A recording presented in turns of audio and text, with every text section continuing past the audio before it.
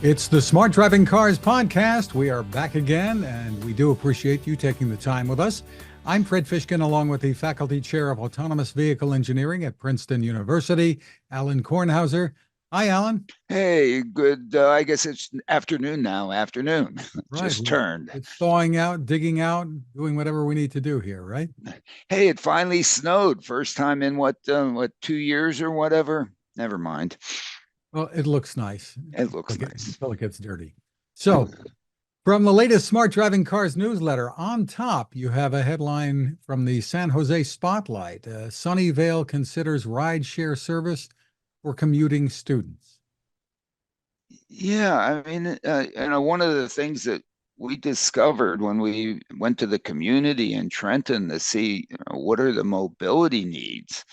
What we uncovered was, kids trying to get to the Trenton High School, and they really don't have. If you live farther than 2 miles away, they don't have service. You know, I guess I used to walk 17 miles uphill in the snow both ways to school, but that was back in the dark ages. Um, and the discussion in that article about the mobility needs is the most heartening discussion about mobility needs that I've read in a while from a community. And this is a community right next door to Waymo. And are they listening? I mean, right next door, they could go there. Hey, guess what? We can do this. And in fact, we can do it really inexpensively if we do it from like the move style concept. Almost like, And hi, that, neighbor, can I have a ride? and hi neighbor, can I have a ride? And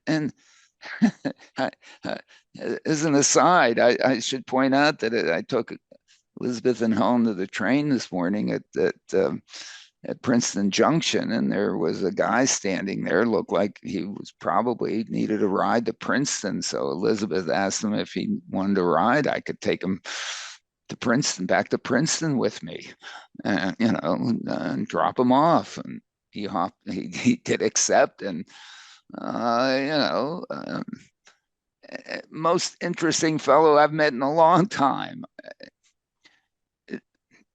People need rides for all the various, mostly weird reasons, but to them, it's really important.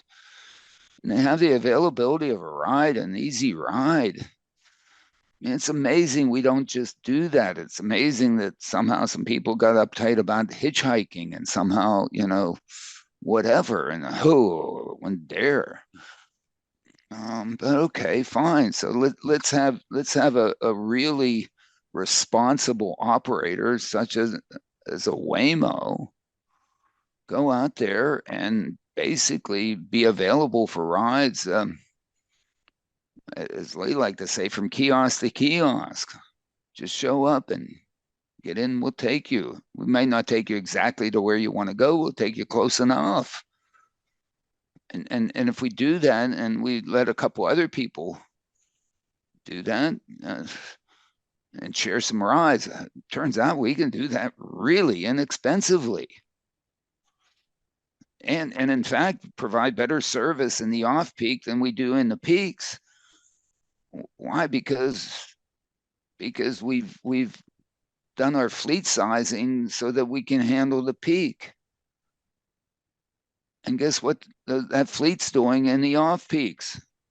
It's, I like to say, tell my students, it's like a little puppy dog just waiting there saying, pet me, use me.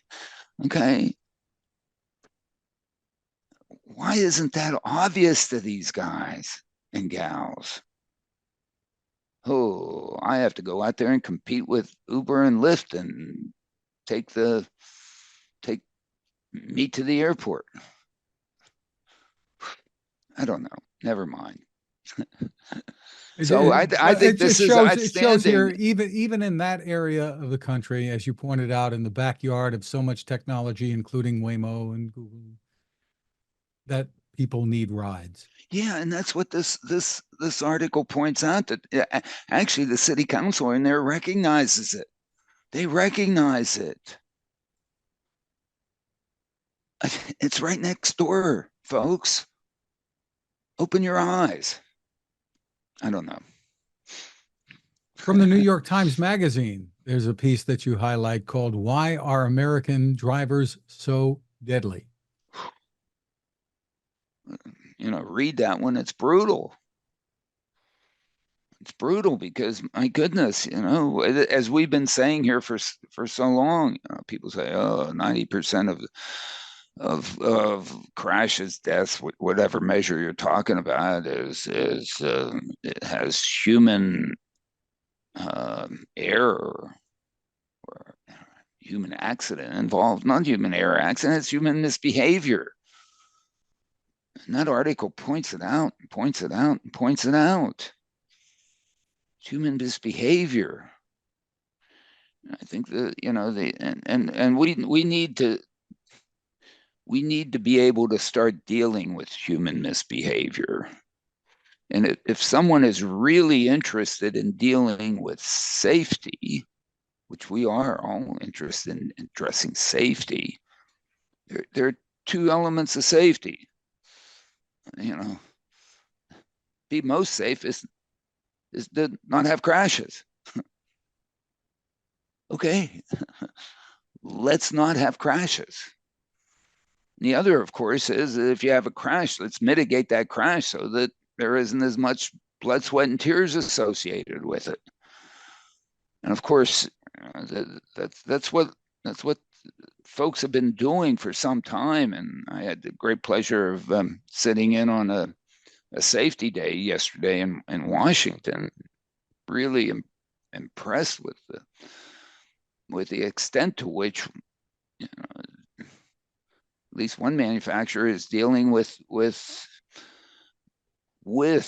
crash mitigation and the enormous amount of work that goes on in crash mitigation. An enormous amount of good work. A lot of good work still needs to be done, but enormous interest in crash mitigation. But there's also the crash avoidance piece. And one of the opportunities for advancement in crash mitigation has been the availability of crash data. Why? Because we've ended up putting on at least a number of vehicles, the industry has, sensors and recorders that record what happens in time up to and through the crash. So instead of just, recreating them and getting the data is coming in from the actual happening. And now, not only is some of this data being stored on board the vehicle, but some of the data is actually being, captured real time. It's amazing the number of data points one has. At least one of the manufacturers is out there accumulating, and it really nails down, what is the real world of crashes, or a heck of a lot closer to the real world of crashes. And how all that now information is being used to really do the crash mitigation and improve crash mitigation. But all that crash information also gives you an opportunity to do a better job of crash avoidance through, the advanced driver assistance systems. And now, one working on those based on having all this real world data on what the crashes are, and the building of the simulation models that are, close enough to Mother Nature, such that one can begin to say, if we did this in this situation, it wouldn't have happened. Not only would it have been mitigated, it wouldn't have happened. And to get to the where it wouldn't have happened. And one of the really, I guess I knew about it, but I hadn't paid much attention to it. Cases in which this really comes out to be Like, oh my goodness, you just gave me a get out of jail free card that I didn't know I had. It has to do with, it is driver misbehavior. It's not bad misbehavior. It's just, oh my goodness, I was so excited I did the wrong thing. I hit the gas instead of the brake. Okay, but if you hit the gas instead of the brake, you're like me hitting the brake. I'm one of these guys that doesn't realize I have anti-lock brakes, thank goodness, because the last thing I should do is be just pushing that brake pedal to the floor. And I've always said that that's one of the best things about analog brakes. Gives me my get out of jail free card every time I do that and say, hey, Alan, cool it. Last thing you want to do is lock up the brakes. Okay. I know better. I'm going to go back and I'm going to, just apply the brakes real well so that I get maximum brake efficiency out of this thing, as opposed to, and that doesn't mean putting the brake pedal to the floor. And I'm going to intervene here, and I'm not going to let you do what you're doing. I'm going to let you do what you wanted to do. And that's why I've always thought that the analog brake systems were like the most wonderful thing ever, automated control system ever designed. Why? Because it was smart enough to realize what the heck it was that I wanted to do and did it for me in the right way, as opposed to the way I wanted to do it. And every time it does that, I thank it and I'm happy for it. I mean, it's just wonderful. And it's been in cars for a very long time. And kudos.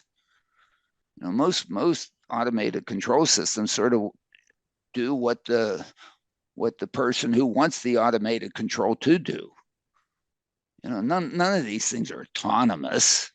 None of them think for themselves. I don't know where the name autonomous came from. I mean, it's Sunday supplement clickbait word.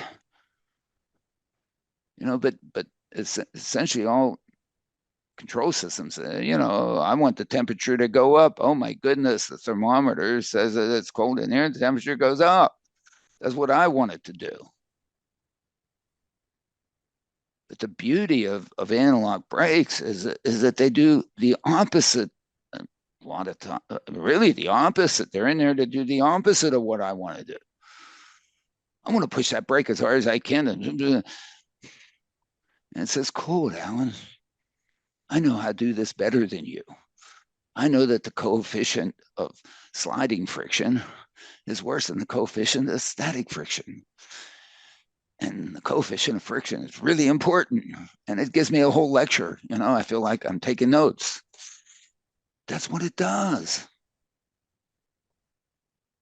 And here, this system that's been put into these cars now uses this signal that the gas pedal has been depressed to the floor and says,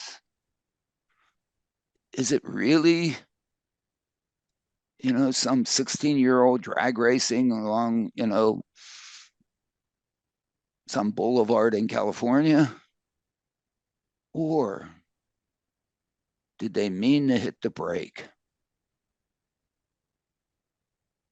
Now, how does the system sit there and figure out what it is that the person wanted? How does it go in their head, and what did they really want to do?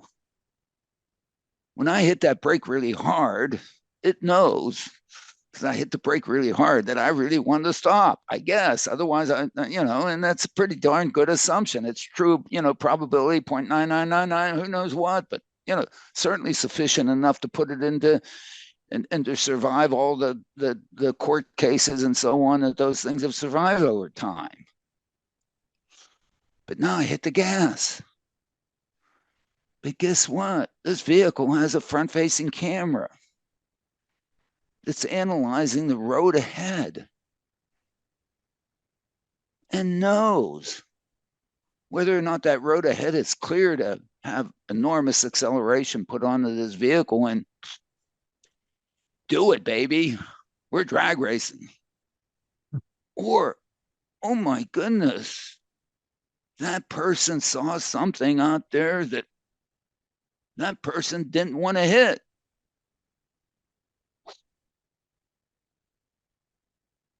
It's obvious from the image processing of the camera information. At the same time, it went into the driver's image processing to figure out what the heck they wanted to do. And that system knows that it should be hitting the brake. And given that the driver is hitting that gas pedal, consider that hitting the brake. Don't hit the throttle. Boom, doop. That's an advanced advanced driver assistance package that is really valuable. And it's great that they put that in. I think they put it in all their vehicles. Kudos. We need more of that. We need more thought about that. We need more information that says, my goodness, this driver is not doing what this driver should be doing in this situation. And that driver has given us so many signals that we're willing to risk it. We're willing to do something against what might be that driver's intention. Because most of the time you do something against the driver's intention and they get angry with you. They take the vehicle back to the showroom and say, I want my money back. So you really have to be respectful of your customer. But my goodness, the realization that your customer is maybe not doing everything perfect. I know the customers are perfect, but maybe not here. And therefore, maybe we'll help them. And they probably should take this concept even further, because most of the other driver misbehavior that causes so much of the havoc on our roadways, as is pointed out in this article. If you're sitting there with a camera watching the person, as well as with cameras watching what's going on up ahead and to the side and 360 and underneath,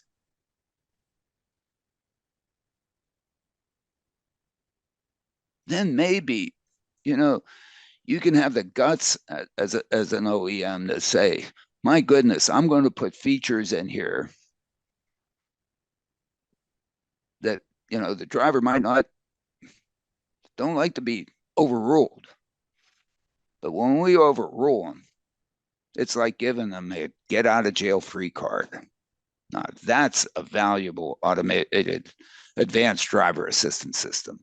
Do you think they should give drivers, car owners, the option turning on a system that will prevent a crash, or it should just be it's going to No, it should be on all the time. We've been saying that about safe driving cars. No. Why? Because who are they saving? In this particular situation, in which it was shown where it was, where it was implemented, because one, they captured the scene. Some guy who had pulled out in front of the car trying to suggest it to stop for good reason would be dead probably now. So it's not the driver that we're, if it were just the driver, and if it were just the drivers that were going to bear the brunt of their mistakes, then we could say, it's, this is it's on them. It's their problem. Problem is, it's on the external environment. It's on you and it's on me. As the article says, this is a public health issue. This is a public health issue. This isn't a personal, independence or whatever issue. And so should it be required? Why not? Yes. And the misbehaving, it's not that all misbehaving shouldn't, as I pointed out in the e-letter, if I cross a double line on a 2-lane road, no big deal if there's nobody coming the other way. But if there is, absolutely. I'd hate to admit it, but on 2-lane roads around here at night, I tend to drive in the middle of the lane if there's nobody coming the other way. Why? Because deer are coming at me from one side or the other, and I want to have an equal opportunity to be able to do something about it, as opposed to if one comes from the right, no chance of seeing them in time.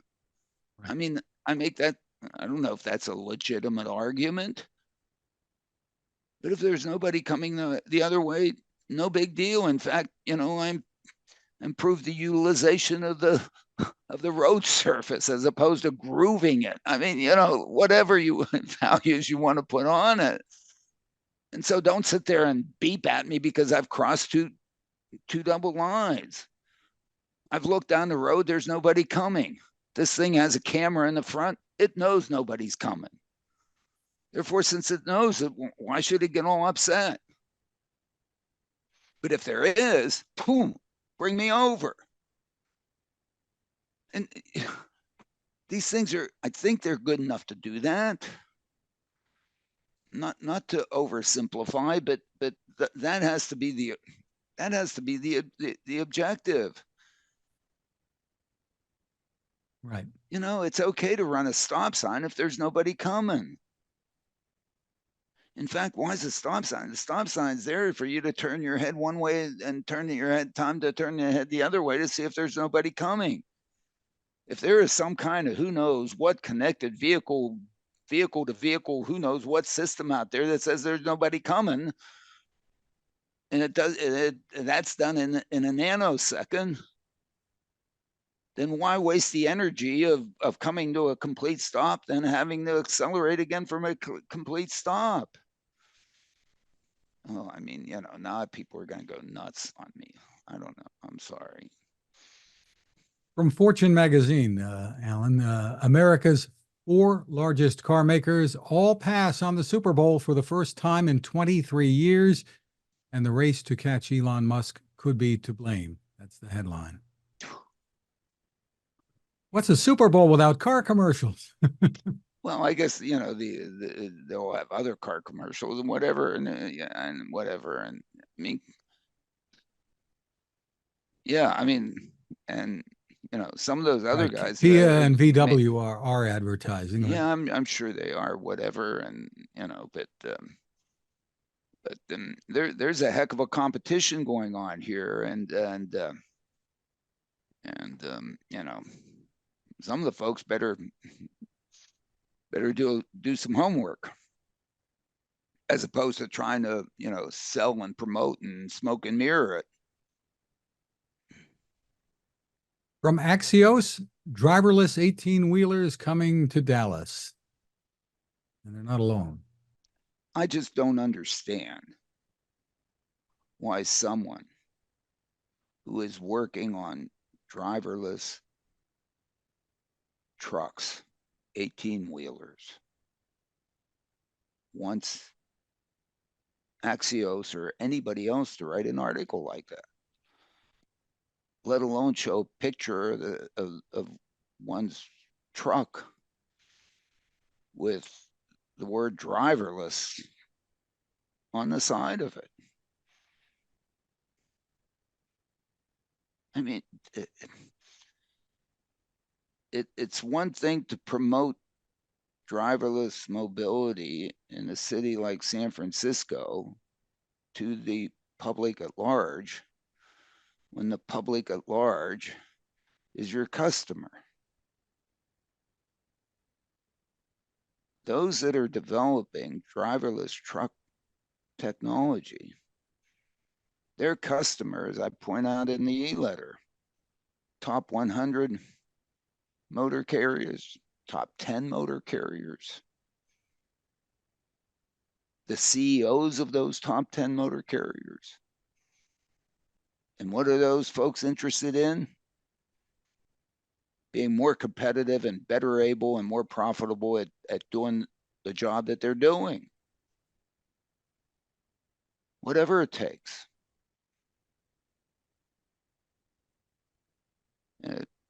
And why you would want to put the process or the method to achieve the value as opposed to the value out front to the customer just doesn't make sense to me, especially with if you put it out there, you just don't know what the reaction is going to be to those that are, bystanders. You're out there trying to sell your technology. And because you're selling it, you have to deliver value. Otherwise, the entity can't buy it. And therefore, you better be promoting to that entity the value of what you're doing. And who do you need to promote that to? Just the buyer, not the bystander.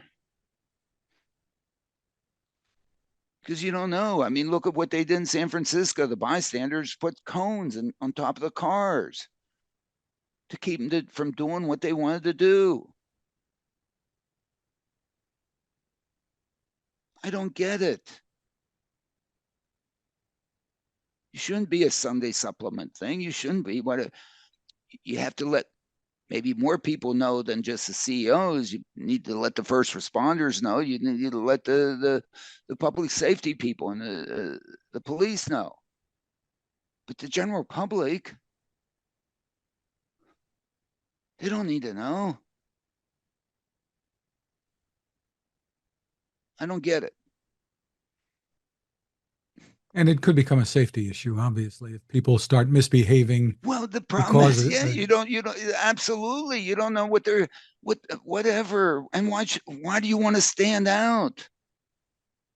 Why don't you just want to, you've been good citizens up to this point. People have put up with you, let you do your business, not really gone in there and messed with you. And now you want to attract attention. I don't, in anything, there's positives and negatives. I always like to be on the, I like to, all I want to be is 51%. Or yeah, I wish the Steelers would win a Super Bowl. Great. No, I'm happy that they're about 50%. When they're, winner or loser, in each one of these contests, there's a winner or loser, except for the times,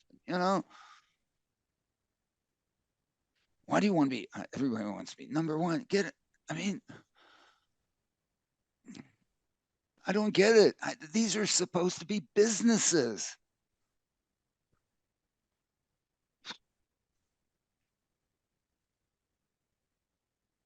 From GM Authority, Alan, you have in the newsletter, GM may be canceling Ultra Cruise. And they've got a lot of cruises, everything but Tom, right? Yeah, yeah. Yeah, maybe they even have Tom Cruise. I don't know. They have GM Cruise, they have Ultra Cruise, they have Super Cruise. And it's, they need probably need fewer cruises, or I don't know, maybe they think they need, as many cruises as they have models. But I guess they don't have Oldsmobile or Pontiac anymore. So I guess, we but I hope this is not a precursor to, getting rid of the other crews too. It was always strange. Why, advanced driver assistance systems, you need another name? I don't know. I think they were going after level 3, which has been crazy from the get-go. I mean, Level 3. I mean, wake up, folks. Well, we've had some praise in the past for what they were doing with the Cadillac and Super Cruise and Yeah, Super Cruise is fine, but Super Cruise is what we've always called self-driving. Comfort and convenience. Why do I need to have my hand on the steering wheel? Probably in case of a crash, I need to have my foot near the brake much more than I need to have my hands near the steering wheel. Because I hope one of the advanced driver assistance systems they have in there is when if I want to go avoid an accident, a crash, and a crash, and then I, want to turn the wheel as hard as I can, the thing realizes, my goodness, don't do that, Kornhauser. You're going to flip the car and die. So I probably don't even want my hands on the steering wheel in a case of an emergency. And I do want to there be pushing that darn brake pedal to the floor and going, yeah, cool. I know how to do this better. And if I should hit the gas, then really save my butt. But all these things have more to do with the feet than they do with the hands. Of course, that's where everybody disagrees with me on that one, but fine. our friend Russ Mitchell has a piece in the Los Angeles Times headlined, "As EVs gain traction, how will California pay for road repair?" It's an issue not just facing California, I suppose. Not just facing California, my goodness, to make the EV thing happen, we don't only give, money up front to buy the thing, but all of a sudden, the operating costs are, how are your operating costs of your electric vehicle of the past year compared to your gas costs over the year before, Fred? You had experience. About as close to zero as you can come. Did you expect that, or when No, you but no. did you expect it to be cheaper? Yes. Oh, people, that sometimes every once in a while people claim, oh my goodness, people don't realize that in fact something is inexpensive, like the operating cost is the expense of gas or anything like that in cars, and they just go out and buy them, and that's why they buy it. Big SUVs, they really don't care about the cost of gas. They do care. Well, And I still have and have had older vehicles as well, but you have to worry about belts, like brake fluid, transmission fluid, the oil changes. You've got to worry about all those things that basically are non-existent in an yeah, EV. but Fred, do you consider yourself sort of a nominal customer, or are you some sort of weirdo out on some extreme on some? I think I'm pretty much an everyday. I've got Yeah, a right. 20-year-old vehicle and a new vehicle, which is an EV. So Yeah, that's, I mean, people have realized that about electric vehicles, that not only you get some relief up front in the capital costs, you get relief continuously in the operating costs. Okay. And one of the continued reliefs in the operating costs is that you don't pay for road repair because there's no gas tax. I mean, it would be something if the government then went and taxed you after they then gave you a tax break to buy it. I mean, they I take guess with with one, they registrations, give they with can one add a hand, fee of huh? some sort. I guess with registrations, some states maybe adding fees or can add fees or Yeah, find a but, way but to get you to contribute. sure. So in one hand you give money, and with the other hand you grab it back. Well, Why not? not every state is giving money, but yeah, Yeah, some I understand.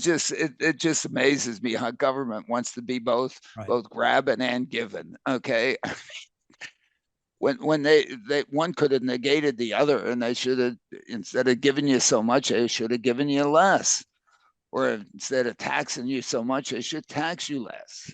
Why do two pieces of work when only one piece of work would be enough? But anyway, that's a And all theoretical of that problem. involves some expense from government agencies, right? More people have to do things, and et cetera. If you Yeah, I guess, geez, so why not save that too? I mean, just, I guess that's why I like Elon's, the best part is the no part. I mean, it's, the best way to deal with safety is not have a crash. Absolutely. The best way to deal with safety is not have a crash. I mean, and we should be so focused on that, even though it might cause a little discomfort to the driver. And that gets back to our original, thesis on this thing. But here, the issue with respect to the revenue to fix roads, now you have an EV that ends up being heavier than a normal car anyway, which probably does more to require more maintenance of the roadway, not paying for any roadway maintenance. At some point, that makes some people somewhat unhappy. We'll have to see where this goes. And then the proposal to do it with, I mean, at least I tell my students, and I don't know if it's true, but I claim that it's true. There's probably there probably isn't a more elegant taxing system than the gas tax. And why it's elegant is because it's so easy and it's so hard to scam. It gets charged at the wholesale level, and then the retailer, when they buy from the wholesaler, has to pay the wholesaler that value. Therefore, the retailer is really motivated to capture that tax as part of the sales, because the retailer already paid for it. And because you do it at the wholesale level, you just collect the money at a very few from a very few entities, as opposed to the multitude of entities that go contribute to aggregate that money. I mean, it's just so beautiful. And it's very hard to, hey, I'm not going to use it. I mean, some people with diesel would fake it because they'd say, oh, I have a farm and I have off-road vehicles, and therefore I don't have to pay diesel tax on diesel because I'm using it in farm equipment and all that stuff. But I mean, that's the overhead on doing that costs you more than what you're going to save in taxes. So, most people just the heck with it. But it's very difficult to game. And now the proposal on to replace it is to say we're the government is now going to have GPS receivers, which they already do have in most cars, and they're going to watch where you come from and go to, and track you to add up the miles to see how much you owe. I mean, privacy issues here. I mean, where people are going to go nuts. The government's watching me to tax me so that it can tax me to pay for the roads. I mean, there aren't there going to be revolts out there, people that are going to say, I don't know. Seems to me that there are some libertarians out there that might scoff at that one. But I don't know. It's proposed out there and just seems to me to be and it's a lot of work. And so now, the expense side of collecting, the money goes up. So now you have to collect more money to make up your additional costs. Whereas the system that existed with gasoline was like it was really elegant, really inexpensive, really hard to game.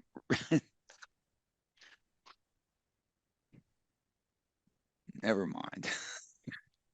From CNBC, Alan, the headline reads, "This startup has a different take on driverless cars. Now it's launching in the US." And they're talking about a German startup called They which has launched a teledriving solution in the U.S. That people can get cars brought to them. They use the car, and then they picks the car up, teledrives it back to wherever they need to Yeah, be. isn't there a car company that does that with people today? Huh?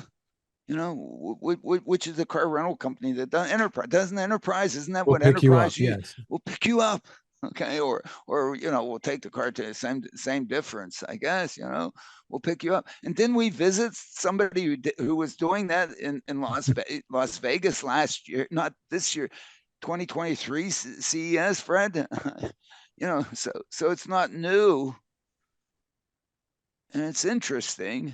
And it's interesting because, in fact, what you're doing is operating on public roads with vehicles that have nobody inside. So therefore, if there's a crash, you know, the consequences of the crash, since there's nobody inside, you at least say that. But crashes involve people outside. And I don't know. I mean, it's tough enough to drive a car while being in it and having, you know, some sensory perception about the thing around you and being part of the environment. I I've always rolled my eyes at the tele-operated and remote operated systems. I mean, maybe in a very simple and safe operational design domain, you might be able to do it. And if it's your own property, of course you can do it. But then the issue of you know, you might as well just automate the darn thing, because then there's no issue. It's your property. You can take care of the risks associated with the outsiders and so on and so forth, and you can control that. But you have no control over that on public roads and public property. That I don't think. I don't know. Um, Sounds nice, but I don't think it scales. From Route 50, I think this is called. City officials plead for more say in how AVs are deployed. Of course. I mean, the operation of the AVs is to improve the quality of life of the community. Now, how you or an entity as an operator can go into a community and say, "Oh, And I know this is what you Washington. We need." should clarify. This is Washington, D.C. that we're talking about here. Yeah, yeah. I mean, you know, in Nashville and so on. You should be able to go in there and you know, you can't go in there and say, "Hey, I know what you need. Here it is." This is dealing with. I mean, of course, and continuously, and be welcoming of advice that you can help more and better. I mean, seems to me, you know, fundamental to a good business plan.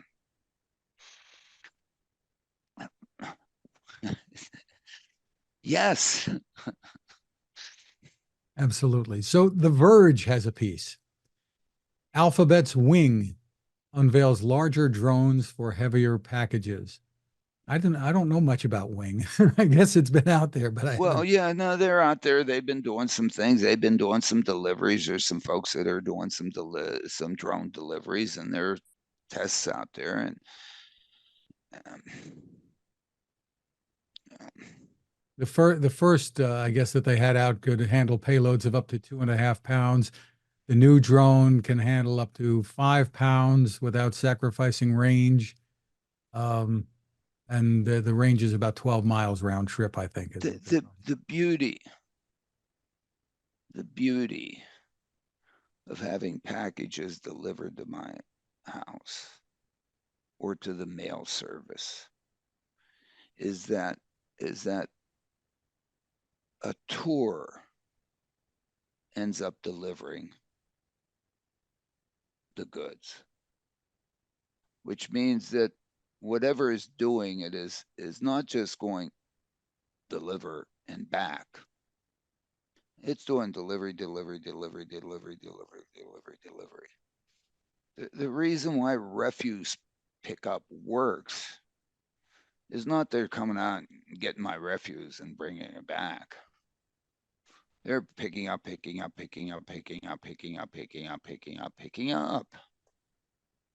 The tour is the valuable element.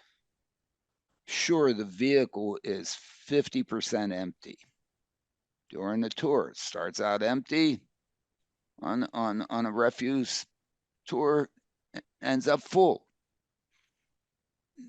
Amazon on a delivery tour starts out full, ends up empty.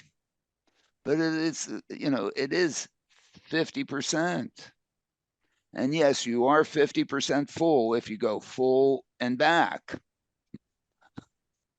But you're doing it for one thing.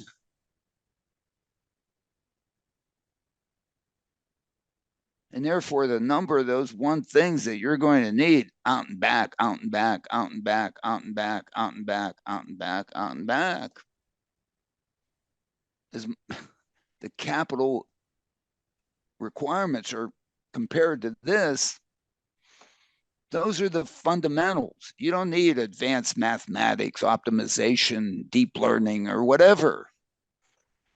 And sure, for the mission critical, unique, whatever, that small, boom, drones, great.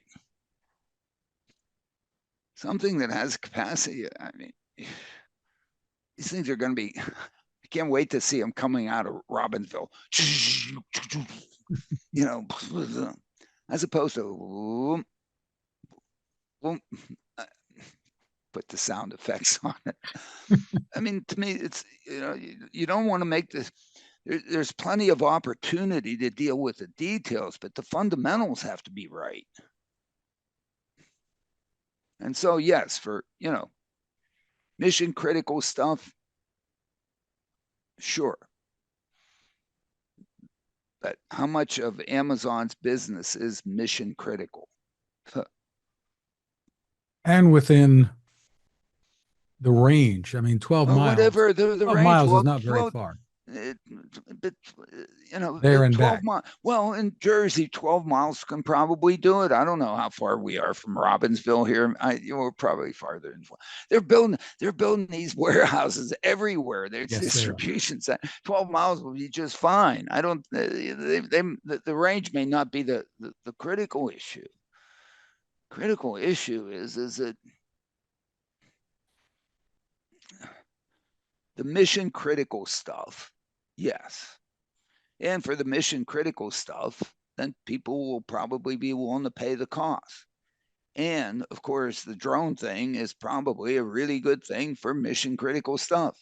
I need something right now. I got bit by a rattlesnake and I need the venom. Absolutely. This is Alphabet we're talking about, not Amazon. But I mean, in Amazon's case, now it's the same deal. They have a pharmacy business. They have a medical business now. I don't know if you've seen that. You can sign up. Amazon can be your doctor, etc. Yeah. No, I know that there are some, but for the substantive part, for what's keeping the lights on, I don't know. Finally, Alan, Rob Maurer said goodbye to Tesla Daily. I mean, he's still around, but he's got another business that he's focused on, an investment firm. Yeah, I guess he's gonna, group. He's gonna go, instead of just, basically pushing, I shouldn't say pushing, but providing information about Tesla.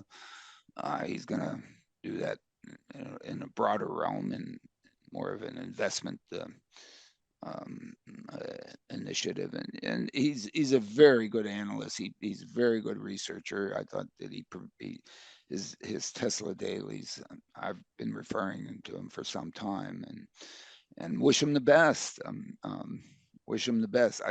I can see how it's just an enormous amount of work, especially at the level of detail that he was presenting things every day.